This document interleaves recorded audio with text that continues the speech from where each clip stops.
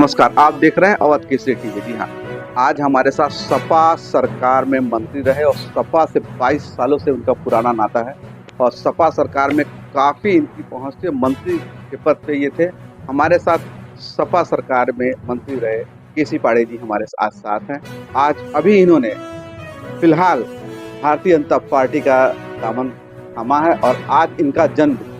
पहले तो हमारे तरफ से जन्मदिन की ढेर सारी शुभकामनाएं आपको। बहुत धन्यवाद आपको, जन्मदिन की बधाई देने के बहुत बहुत धन्यवाद आपको। अब बातें हो जाती राजनीति की। क्या कारण रहा सपा का साथ छोड़ करके भारतीय जनता पार्टी का दामन थामने?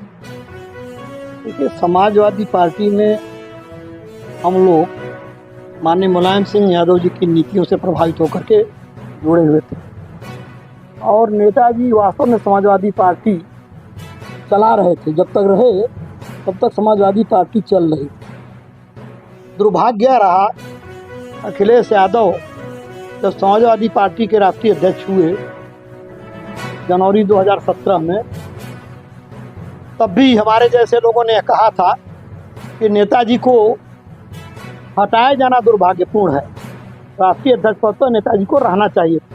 लेकिन अब अखिलेश यादव के नेतृत्व में पीडीए बन गया और पीडीए के खिलाफ है हम।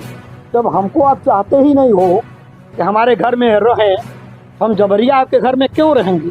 तो आप पीडीए चला रहे समाजवादी पार्टी का, आपका मतलब खत्म हो गया है।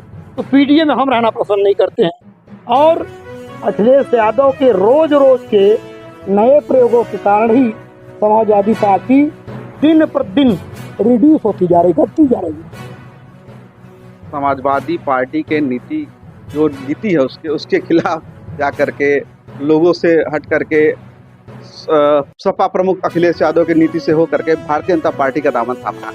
राष्ट्रीय महासभा के राष्ट्रीय अध्यक्ष हैं, ब्राह्मण महासभा के राष्ट्रीय अध्यक्ष। क्या लगता है इस बार पूरे भारतीय जनता पार्टी का दावा है कि अब की बार 400 के पार? क्या लगता है पूरे भारत में भारतीय जनता पार्टी 400 का आंकड़ा छू पाएगी?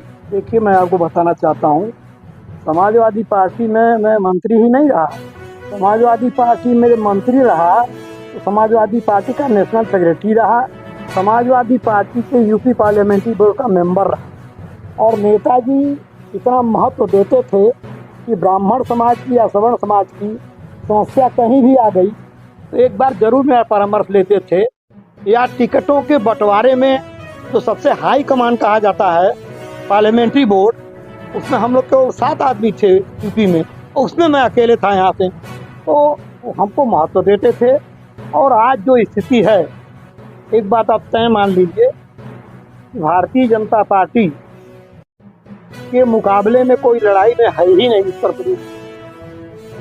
जो लड़ाई अन्य दलों से है भी वो केवल मैनपुरी और आजमगढ़ में समाजवादी पार्टी कही है, चाहे इंडी गठबंधन कही, ये दोनों लड़ रहे हैं।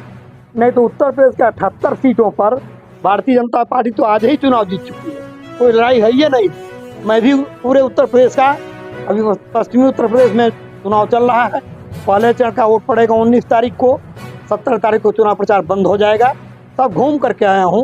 ये निश्चित मानिए कि भारतीय जनता पार्टी अब की बार तो 14 में रिकॉर्ड कायम की थी, उससे अधिक रिकॉर्ड कायम करने जा रही है। यूपी के 80 सीटों में से इनका दावा है कि 78 सीट भारतीय जनता पार्टी जीत रही है।